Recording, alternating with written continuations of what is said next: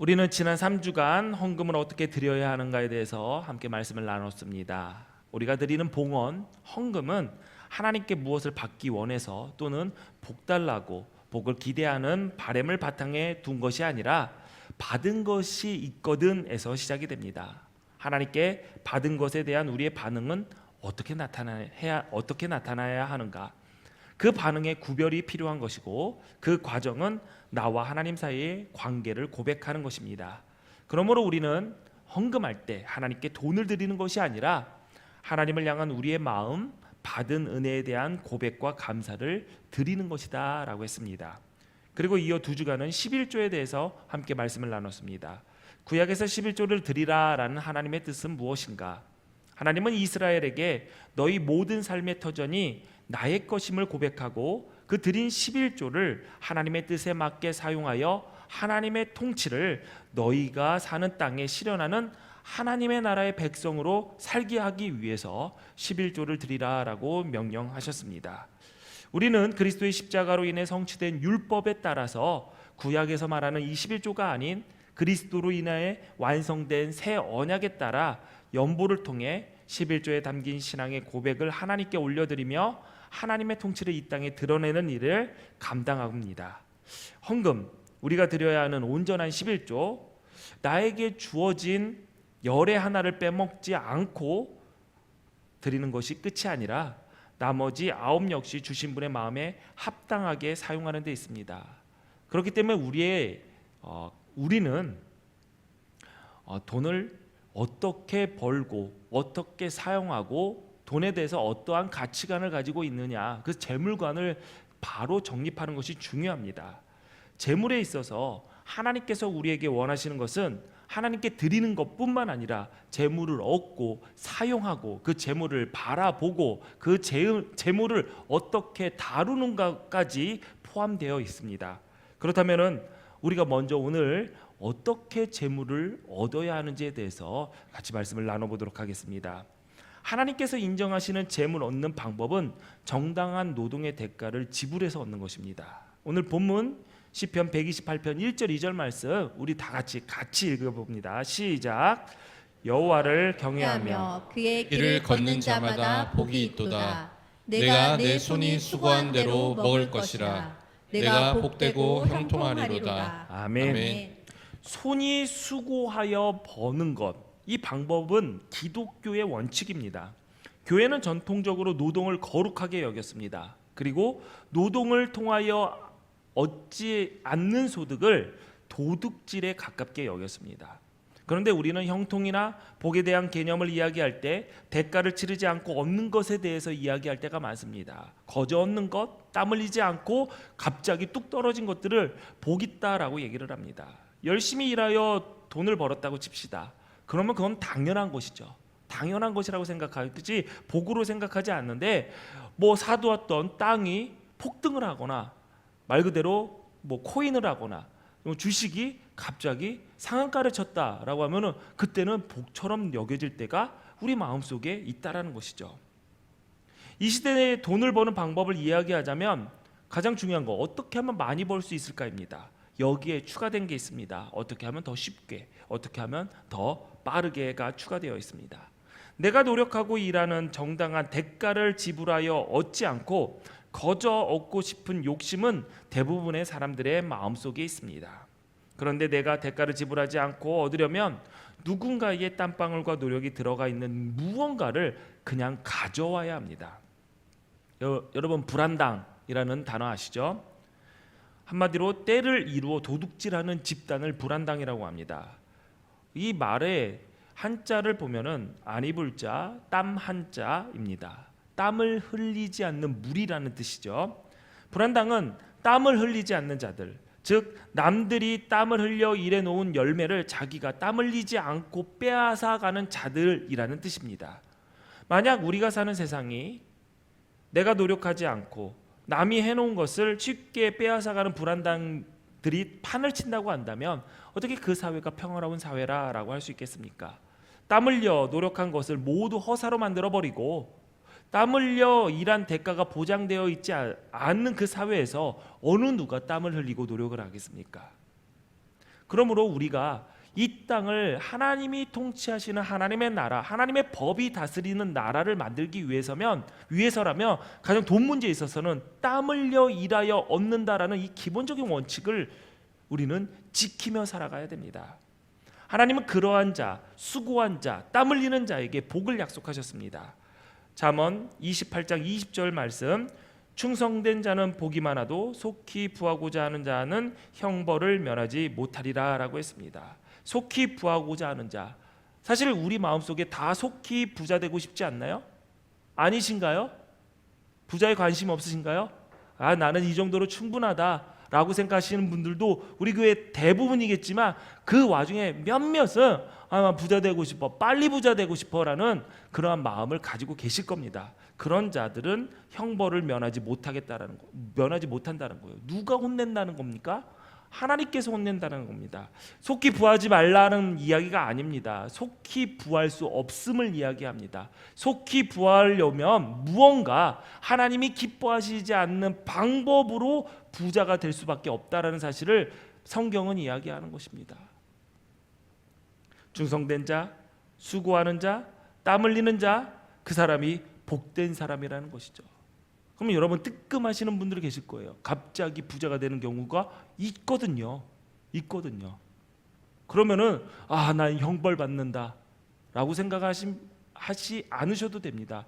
그거는 하나님의 것이라고 생각하는 기본적인 재물관이 있다면 그러면은 내가 부자가 됐구나라고 기뻐하기보다 하나님께서 나에게 주신 이것을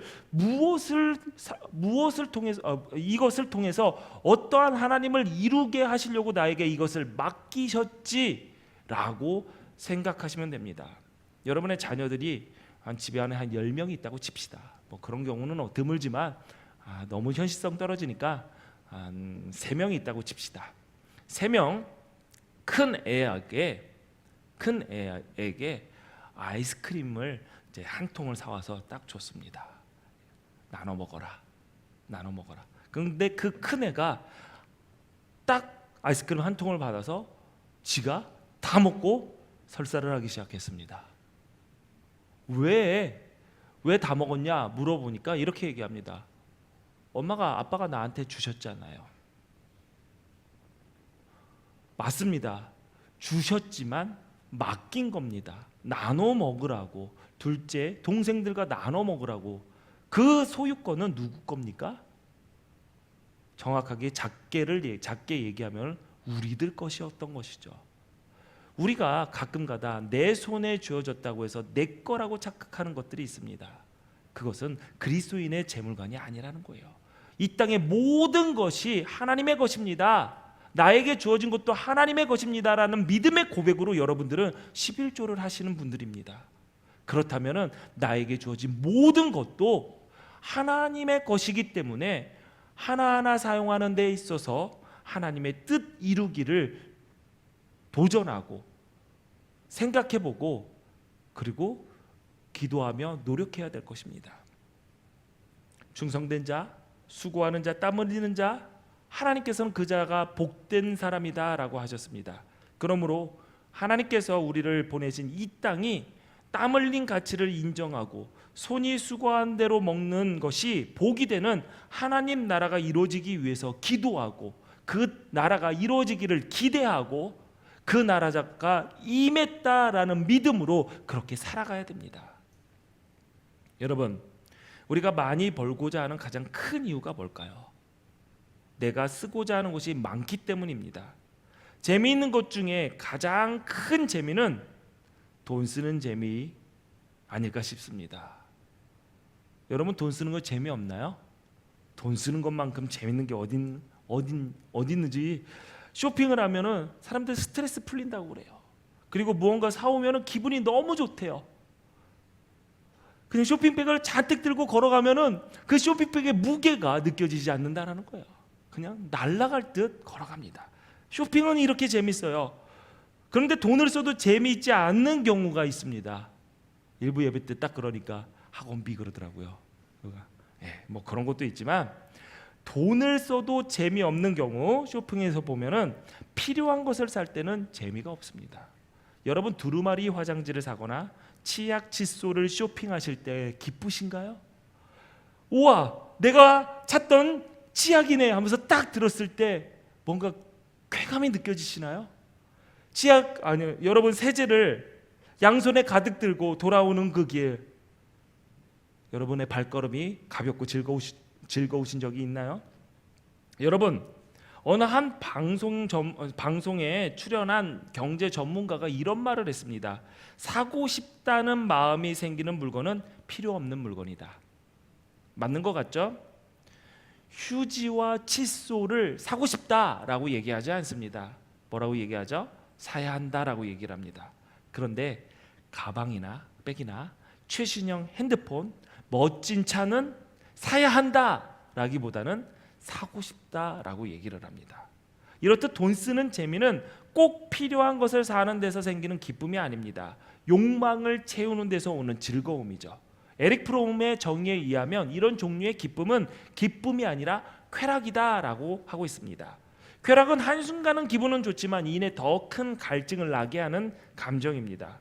무언가를 소유해서 생기는 기쁨, 무언가를 사서 생기는 기쁨은 기쁨이 아니라 쾌락에 가깝습니다. 가지면 가질수록 더 모자람이 느껴지고 할 수 있는 한 더 많은 것을 가지려고 하고 욕망에 이끌리는 대로 마음껏 쓰고 싶어하는 것, 이러한 삶은 하나님 나라의 백성에게 어울리지 않습니다. 손이 수고하여 얻는 하나님의 방법을 가치 없게 여기고 아주 작은 액수라도 땀 흘리지 않고 자동으로 벌리는 것, 수고를 덜하고 좀 더 얻으려고 하는 것 뒤에는 탐심이 있습니다. 탐심은 기독교 전통에서 죽음에 이르게 하는 7개 대죄 중에 하나입니다. 죽음에 이르게 하는 대죄 중에 하나예요. 그러므로 우리는 재물을 볼 때 탐심을 버리기 위해서 노력해야 됩니다. 탐심은 만족을 모르기 때문에 생기는 것입니다. 그러므로 이 탐심을 버리기 위해서는 자족하는 것을 배워야 합니다. 자족하는 것을 배워야 합니다. 배우는 것입니다. 빌립보서 4장 11절 12절에 바울은 이렇게 고백을 했습니다. 내가 궁핍함으로 말하는 것이 아니니라. 어떠한 형편에든지 나는 자족하기를 배웠노니 나는 비천에 처할 줄도 알고 풍부에 처할 줄도 알아. 모든 일 곧 배부름과 배고픔과 풍부와 궁핍에도 처할 줄 아는 일체의 비결을 배웠노라. 자족하기를, 일체의 비결을 배웠다라고 했습니다. 처음부터 바울이 그런 삶을 살아간 것이 아니라 신앙의 삶을 통해서 배우게 된 것입니다. 바울은 있으면 있는 대로 누렸고 없으면 없는 대로 불편함 없이 살았다라고 지금 말하는 것이 아닙니다. 바울의 삶을 보면 그가 배부름과 풍부에 처한 적을 따져보자면 그렇게 많지도 않습니다. 여기서 말하는 풍부에 처하는 비결은 있을 때 마음껏 먹고 즐기는 비결이 아니라 탐욕을 통제하여 정도 이상 즐기지 않는 비결을 가리킵니다. 아무것도 없을 때 위축되거나 가난에 짓눌리지 않고 풍성할 때 방종하지 않았다라는 뜻입니다. 어떻게 이렇게 살 수 있었을까요? 이어지는 바울의 말에 그 대답이 있습니다. 내게 능력 주시는 자 안에서 내가 모든 것을 할 수 있느니라.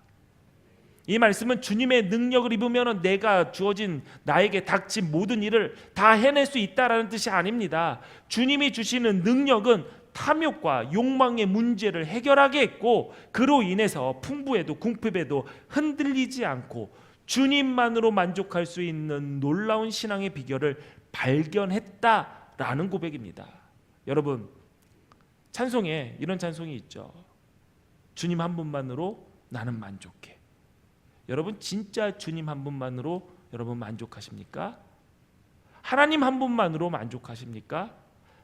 만족하다라는 것은 더 이상 필요 없다라는 얘기입니다. 여러분 정말 주님 한 분만으로 주님만 여러분에게 주님만 계시다면 여러분 다른 것은 다 필요 없다라고 얘기하실 수 있으십니까? 쉬운 거는 아닙니다. 그래서 바울이 얘기하죠. 내게 능력 주시는 자 안에서 내가 할 수 있다. 여러분의 능력으로 하는 것이 아니라 능력 주시는 자 안에서 우리 주님 안에서 내가 할 수 있음을 고백하셔야 됩니다. 전도서의 지혜자는 인간의 기쁨과 즐거움은 많은 소유에 있지 않고 하나님께서 허락하신 제 몫을 누리는 것에 있다라고 말을 합니다. 하나님은 우리에게 제 몫의 복을 나누어 주셨고 또 이것을 누리며 즐거워할 수 있는 능력도 주셨습니다. 많은 소유를 가졌어도 누리지 못하는 사람이 있습니다. 이미 나에게 주어진 것이 있는데 나에게 없는 것을 더 크게 바라보고 나에게 없는 것을 가진 사람들을 시기하고 질투하며 그 사람이 망하기를 바라고 아니면은 내가 그것에 없음에 괴로워하며 슬퍼하는 사람들이 있습니다. 아무리 많은 것을 가졌다 하더라도 시기하는 사람들은 얼굴에 빛이 없습니다. 질투하는 사람들은 얼굴에 웃음이 없습니다. 왜? 내가 모자라기 때문에, 내가 가진 것이 없다고 생각하기 때문입니다. 여러분, 누군가가 가진 것은, 내가 없는 누군가가 가진 것은 그 사람의 복입니다. 그 사람은 역시 반대로 내가 가진 것을 못 가졌을 수도 있습니다. 근데 많은 사람들은 그렇게 얘기를 합니다. 저 사람은 다 가졌어요. 다 가졌어요. 근데 우리는 그 사람의 삶을 모릅니다. 그냥 내가 보는 것만, 내가 보고 싶은 것만 보고 그렇게 판단하는 것이죠. 하나님께서는 모든 사람들에게 허락하신 제 몫이 있다. 그 몫을 주셨고 누릴 수 있게 하셨다라고 하심을 믿으시기 바랍니다. 많은 소유를 가졌어도 누리지 못한 사람들 있습니다. 미국에는 하워드 휴즈라는 사람이 있었어요. 1976년에 죽은 사람인데요. 그는 큰 호텔을 여러 개 가지고 있었던 부자였습니다. 그런데 비행기 사고가 났어요. 죽지 않았어요. 얼마나 감사합니까? 비행기 사고가 났는데 죽지 않았대요. 그런데 심하게 다쳤습니다. 척추를 많이 다쳐서 매일 엄청난 양의 진통제를 맞지 않고서는 정상 생활이 불가능할 정도로 심하게 다쳤어요. 나중에는 모든 것을 의심하는 병까지 얻게 되어서 아무도 만나지 않았고 부하들하고도 쪽지로 의사소통을 했고 음식을 앞에 두고도 마음대로 먹지 못했습니다. 음식에 혹시 무슨 약이 들어있을까 봐 독을 넣지 않았을까, 또 나를 해하려고 내가 먹지 말아야 할 약을 넣지 않았을까라는 의심이 들어서였습니다. 그러던 어느 날 탈진 증상이 드러나서 앰뷸런스에 실려 병원에 가던 중에 사망하게 되었는데 이 사망의 원인을 알아보니까 영양실조였다고 합니다. 굶어 죽었습니다. 호텔을 여러 개를 가지고 있는 그 부자가 굶어 죽었답니다. 정말 많은 부를 가졌지만 이 사람은 누릴 수 있는 능력까지는 가지지 못한 셈입니다. 여러분, 누리는 것도 하나님께서 주시는 능력입니다. 탐심을 버리고 물질의 소망을 두지 않는 삶은 하나님이 나의 모든 필요를 아시고 공급하시는 사랑이 많으신 아버지다라는 믿음이 있어야지 가능합니다. 마태복음 7장 11절 말씀 우리 같이 읽어볼까요? 시작. 너희가 간자라도 좋은 것으로 자식에게 줄 줄 알거든 하물며 하늘에 계신 너희 아버지께서 구하는 자에게 좋은 것으로 주시지 않겠느냐. 아멘. 하물며 하늘에 계신 너희 아버지께서 우리에게 구하는 자에게 좋은 것으로 주시지 않겠느냐. 하나님께서 약속하신 이 말씀이 있음에도 불구하고 우리는 이럴 때가 있습니다. 하나님이 나에게 주신 건 충분하지 않아. 하나님은 나에게 충분히 베풀어 줄 수 없는 분이야. 이런 생각을 만약에 가지고 있다면 그는 스스로 모든 필요를 채워야 하는 영적 고아입니다. 우리는 많이 가지고 많이 먹고 많이 쓰는 것이 나의 인생의 목표다라고 할 수 없는 사람들입니다. 먼저 그의 나라와 그의 뜻을 구하며 하나님을 경외하는 삶, 하나님께서 허락하신 내 손이 수고한 대로 먹고 누리는 복을 소망하며 기도해야 됩니다. 여러분, 탐욕에 자신을 빼앗기지 마십시오. 나 혼자만 빼앗기는 것이 아니라 나와 함께한 이들도 같이 빼앗기는 것이고 내가 속한 그 공동체도 무너지는 것입니다. 이스라엘이 가나안에 들어가서 가나안 교통의 중심 요지였던 크고 견고한 성 여리고성을 점령했습니다. 그리고 나서 그 옆에 있었던 작은 아이성 전투에서는 패배했습니다. 하나님께 바친 물건을 아간이라는 자가 훔쳤기 때문에 하나님께서 이스라엘을 심판하신 것입니다. 아간은 이미 하나님의 은혜를 체험한 사람이었습니다. 가나안 땅에 들어갈 때 하나님께서는 기적을 베푸셨어요. 요단강이 갈라지는 기적을 베푸셨습니다. 아간은 하나님께서 갈라놓으신 그 요단강의 길을 통해서 가나안에 들어간 사람이었습니다. 여리고성이 무너지는 것을 눈앞에 보았습니다. 성을 7바퀴 돌고 함성을 외쳤을 때 아간도 함께 돌았고 함성에 자신의 목소리도 집어넣었을 것입니다. 눈앞에서 그 견고하고 큰 성이 무너진 것을 보았습니다. 그 은혜가 가득한 곳에 더 갖고 싶다라는 조그마한 틈이 가문을 망하게 하고 공동체를 넘어뜨리는 결과를 가져왔던 것입니다. 범죄 심리학에 깨진 유리창의 이론이라는 것이 있습니다. 깨어진 유리창을 방치하며 그 지점을 중심으로 범죄가 확산된다라는 이론입니다. 낙서나 유리창 파손과 같은 경미한 범죄를 방치하며 결국 큰 범죄가 늘어난다라는 것이죠. 여러분, 낙서한 곳 옆에는 당연하게 낙서가 추가가 됩니다. 그래서 낙서가 하나라도 생겨나면 바로 지워야 됩니다. 그렇기 때문에 나 하나쯤이야, 이런 작은 것을 무슨 탐욕이라고 말할 것까지 있겠어? 이렇게 내 마음속에 탐욕과 욕망의 조그만 자리도 내어주어서는 안 됩니다.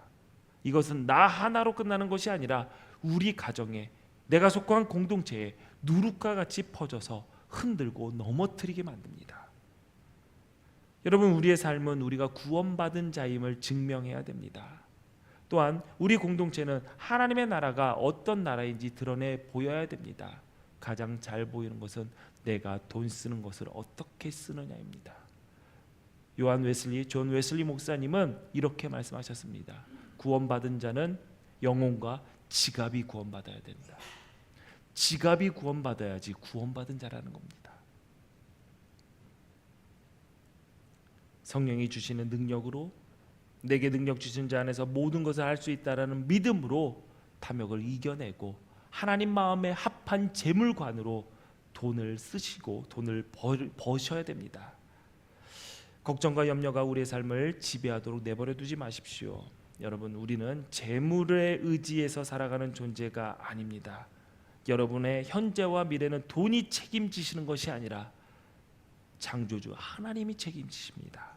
그러니 하나님께 구하시고 하나님을 의지하십시오. 나에게 누릴 것을 더 달라고 조금 더를 외치기에 앞서 나에게 이미 주신 것을 제대로 누릴 수 있는 능력을 달라고 먼저 기도하십시오.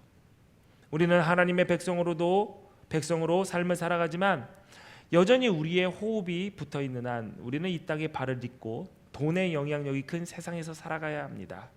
세상에서 치열하게 살다 보면 정작 우리가 살아야 할 삶의 목적이 보이지 않을 때도 생깁니다. 돈이 전부인 것처럼 보이고 돈이 없으면 죽을 것 같고 그래서 돈의 노예로 살아갈 때가 있습니다. 그러나 주님은 우리에게 말씀하십니다. 사람은 떡으로 사는 것이 아니라 하나님의 입에서 나오는 모든 말씀으로 산다.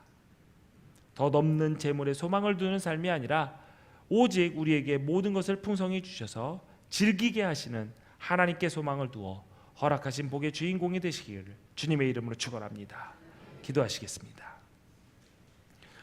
전능하신 하나님, 만족할 수 없는 것에 소망을 두지 않고 절제하며 자족할 수 있는 지혜를 허락하시니 감사합니다. 하나님을 경외하며 손이 수고한 대로 얻는 복을 주셔서 하나님께서 허락하신 선물을 풍성히 즐길 수 있게 하옵소서.